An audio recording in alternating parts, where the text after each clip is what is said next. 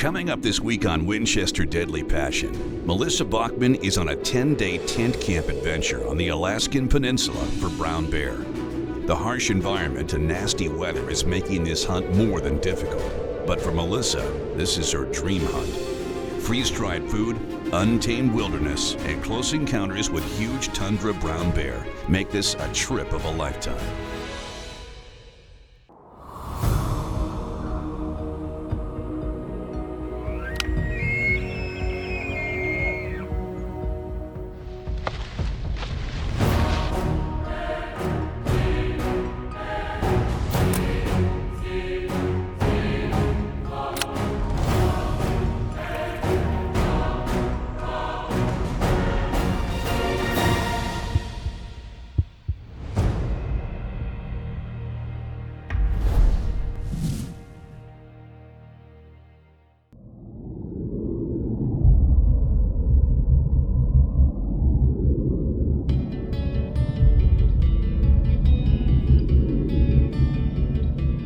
Well, we just got dropped off and we are literally in the middle of nowhere. But the nice thing is we can see for a long way, and our camp, well, it's right there in the alders. Every morning we're just gonna get up to that high point, try glassing for these bear. I'm really excited. We just got into camp today, so obviously we can't hunt, but tomorrow morning we'll be right up there looking for those big brown bear.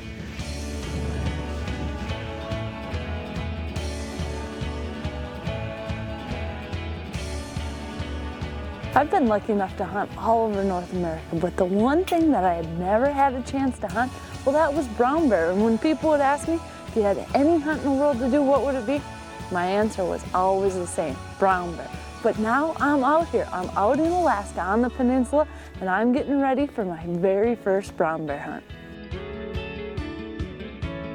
Right now we're hunting the Alaska Peninsula. It's a large area. It's one of the highest densities of brown bear in Alaska and the highest density of brown bear on the planet.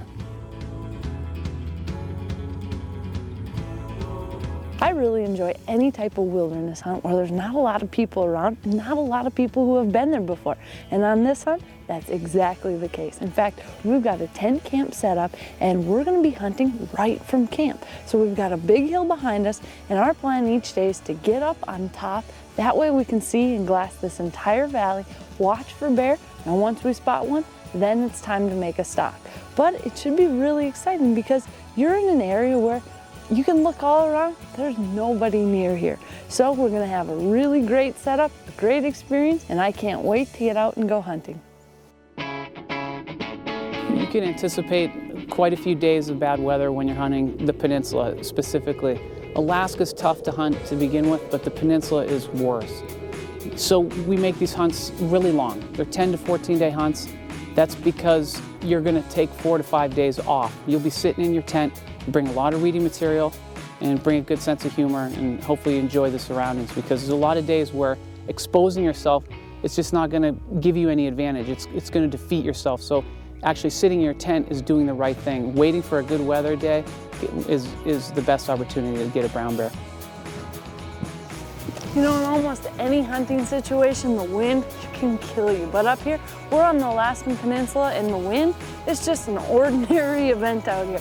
So we're gonna end up trying to use it to our advantage. And really, when you think about it, when you have this much wind, well, it's gonna silence your sound, and it's really gonna protect your scent. So you're gonna be able to get up closer on animals if you use that wind to your advantage. The good thing around here, well, the wind is pretty steady in one direction. So I think if we do get on a stalk, we're not gonna be dealing with swirling winds. We have got straight line winds, and that's making it tough, but I'm just gonna take it into account and try to get in close on these bears. When you're hunting in Alaska, sometimes the weather, well, that can be one of the hardest parts of the hunt. And we were running into windy conditions, but that doesn't mean that these animals aren't out and moving. We just had to figure out a way so we could sit out and glass those animals. Yeah, anything you can do to make your hunt easier is the right thing. If you're sitting up on top of a bare knoll and you see some rocks around, pile them up, make a wall, make a windbreak. The longer you can last out here, the higher probability you're gonna score on a nice target.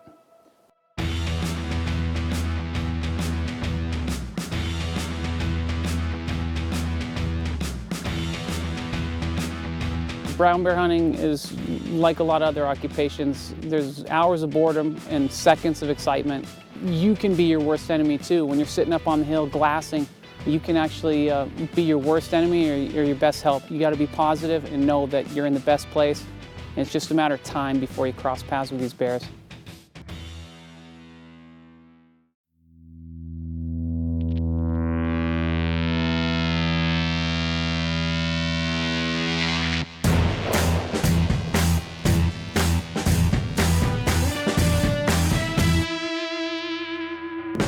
Now we're up here brown bear hunting, but what we've decided to do, we've got an entire huge valley in front of us to glass over.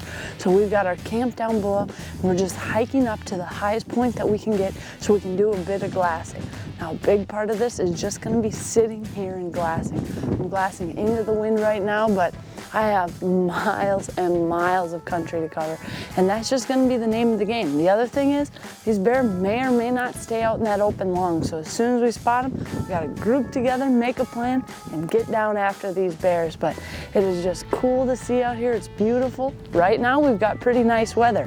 I don't know how long it's gonna last, but I can promise you I'm gonna enjoy no rain, no snow, and not too terribly windy conditions yet.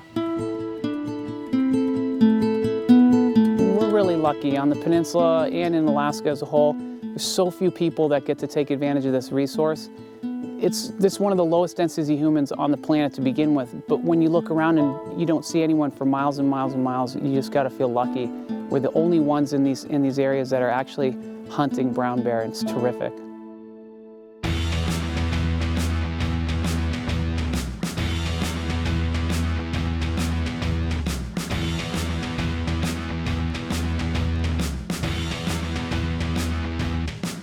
With bears, they appear to be moving slow, but they got four-wheel drive, we got two-wheel drive.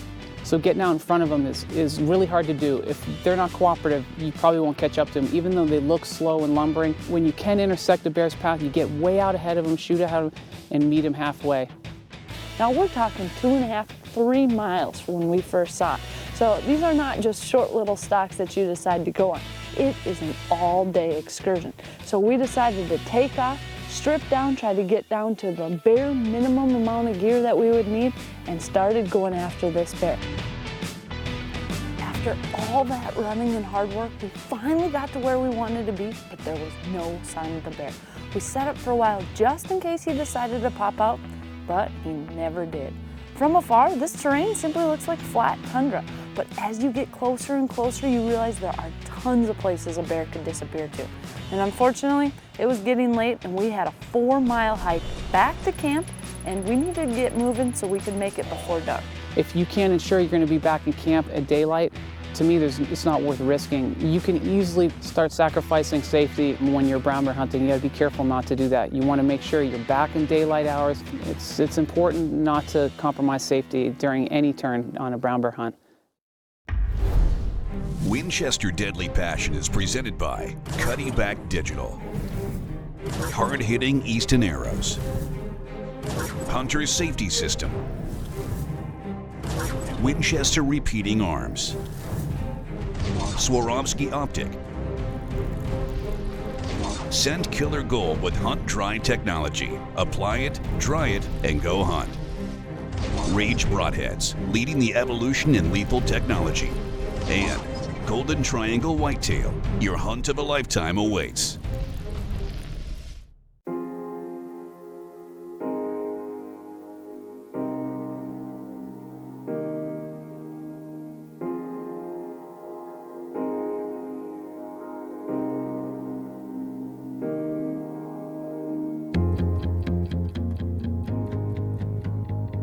People have always asked me, if you had one hunt you could go on, what would it be?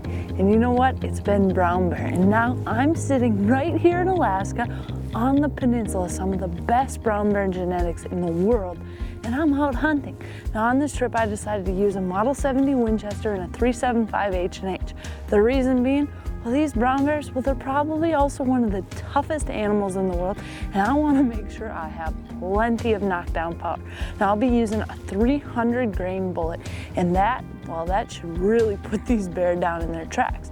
But the other thing it does is you really need to understand and know your ballistics before you ever go out into the field, because you're talking a lot of drop and a lot of wind drift. And as you can tell, well, it's some pretty tough weather conditions. So that's something I'm gonna have to really keep track of. Now, a lot of my shots, I'm hoping that I can get these brown bear 200 yards in it. The toughest part, well, it's battling the weather up here. You've got terrible conditions that change by the minute. So what we're gonna do is we're up high, we're gonna sit up here, glass, try to pick out one of these bear out in the tundra-like conditions, and then make our stock. The thing is, things look a lot closer than they really are. I can probably see for 6, 7 miles up here. So you gotta be careful what you glass, because it could take 4 or 5 hours to get to some of these locations, and the last thing you want to do is get stuck out in the tundra. So there's nowhere I would rather be in the whole world right now than out here in Alaska brown bear hunting. In the fall time, bears put on a lot of weight during the summer fishing for salmon. Now they're finishing off, they're eating these berries. The berries are a huge resource for the bears. It helps them put a lot of fat on right before they hibernate. They are at their peak size in the fall. In the springtime, they're quite a bit lighter after the hibernation. Their hair in the fall is beautiful if you hunt them late enough like we're doing. Most of the time they'll have a nice fur coat, just trying to stay warm right before they crawl in the hole. Their claws tend to be pretty long. They might have some fresh scars on their face just from fighting on the streams with other bears, but for the most part, they're really equipped to lay down for about 6 or 7 months.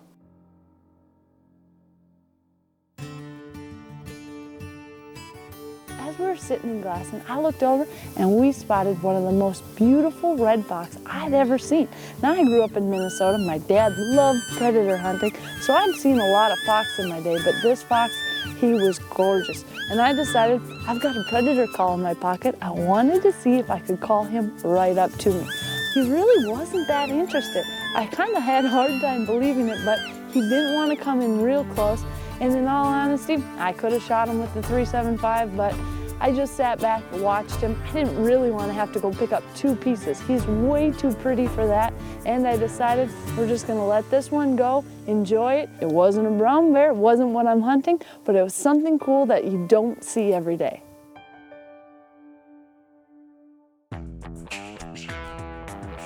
After days and days of hunting, our spirits were still high as we knew we were in an incredible area. But finally, all the glassing paid off as we had spotted a bear about 3.5 miles out on the tundra. Now, on this hunt, both my cameraman and I had a tag, and we had agreed to switch off on stalks. Since I had already been on one stalk, he was up, so I grabbed the camera and we were off to the races.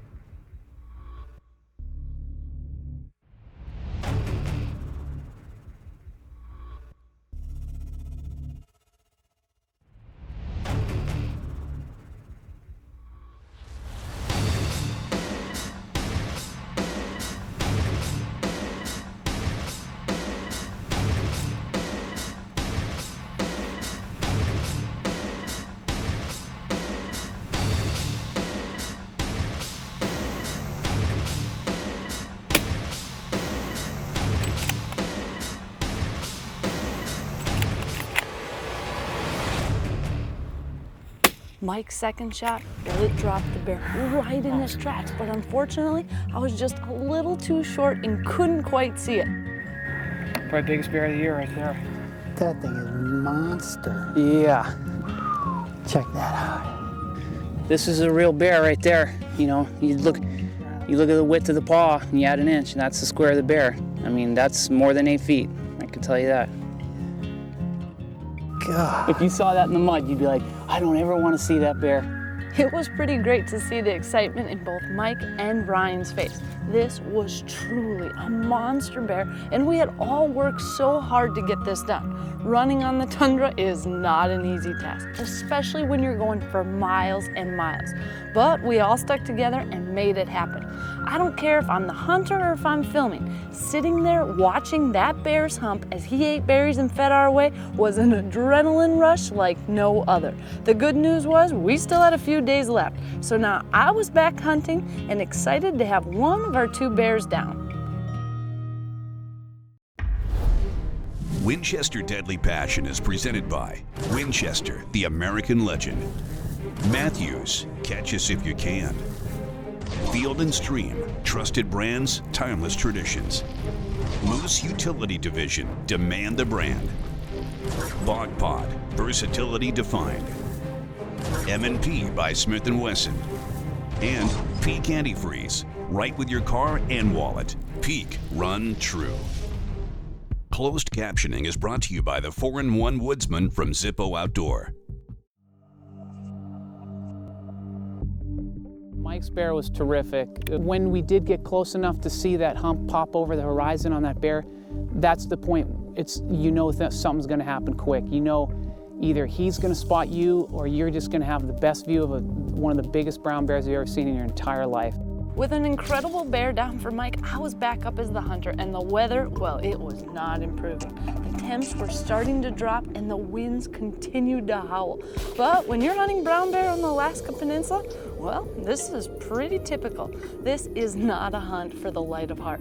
We had been out nearly 10 days with no showers, just our tent, freeze-dried food, and the wide open tundra. And honestly, I couldn't think of a better place in the world to be. When the weather turned cold, we bundled up and took shelter behind our wall that we made. When the rain started to come, we put on rain gear and sat it out. None of us were gonna waste a single minute on this hunt. This was something I'd always dreamed of doing. You can tell by looking around us, we're really enclosed in a small area covered by alders. You want to get in some really tight brush. A, it gives you a good place to tie your tent down to and ensures it doesn't get blown away. B, it gives you a place to survive without getting hammered by all this wind. So you really want to make sure you don't underestimate the elements on the peninsula. For the most part, it's not a really forested area, so you don't have any wind breaks. The wind out here is tremendous.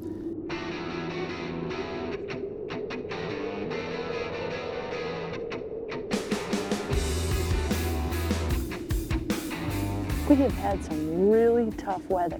There's just storm after storm coming in, and then the sun comes out. So we're basically getting maybe 15 minutes of glassing, and then the weather rolls through and makes it nearly impossible. I just hope we get a little more sun than clouds and rain, but looks like we're about 50-50. Well, Ryan and I were glassing, and we spotted a beautiful, extremely blonde bear. Now, when you think of brown bear, well, I didn't necessarily know that they come in different colors, but this was a much blonder bear than anything else we had seen, and the best part is, it was in an area that we thought we could make a stalk. Now, we're talking 2.5, 3 miles from when we first saw it. So these are not just short little stalks that you decide to go on. It is an all-day excursion.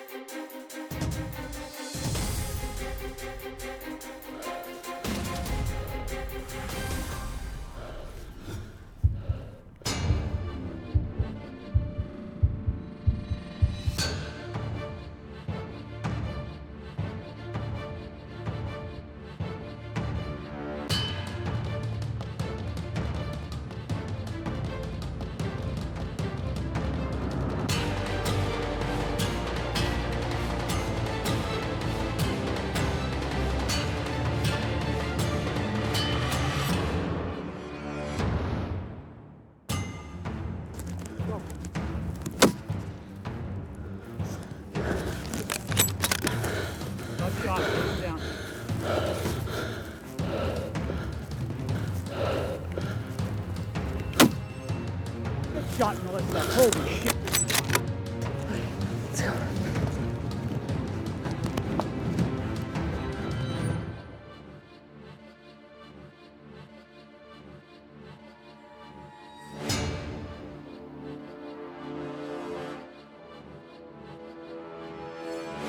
Wow, what a beautiful, just blonde bear. This is awesome. We have been hunting hard out here. We're up here in Alaska, and this has been a hunt that I wanted to do for a long time, and we got it done. We made a lot of great stalks, saw some beautiful bear. We're here with Ryan McCue, and it's been just an awesome trip, and We've got one beautiful bear down. I don't think I've ever seen one this blonde before. We got in for a nice close shot like I like, and well, I think I waited just a little too long trying to get gorgeous footage, and he bolted out of there and made a shot, got a follow-up shot, and we put him down, but just a beautiful animal, a gorgeous coat. We're out here kind of late season, we're in October, and things can get pretty tough out here. The weather can be probably one of your worst enemies. We've been lucky, we've had great weather, and now we've got a beautiful bear. We run Alaska brown bear safaris for a reason. It's because we can promise really good odds of success down here on the peninsula. We've been doing it a long time. We do it for the most part every other year. It's a great opportunity to hunt Alaska and to do it safely.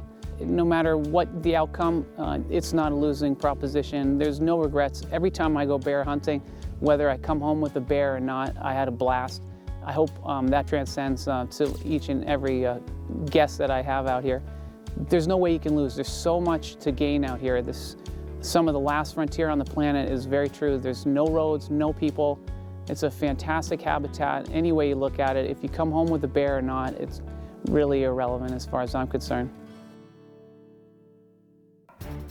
Coming up next week on Winchester Deadly Passion, Melissa and some close friends score highly coveted elk tags out west, and the bulls are on fire. Between the calling and decoys, they are covered up in bulls, and this turns out to be one of the most amazing elk hunts you could ever imagine. Huge elk, amazing scenery, and a fun group of people. Basically, the perfect hunting combination.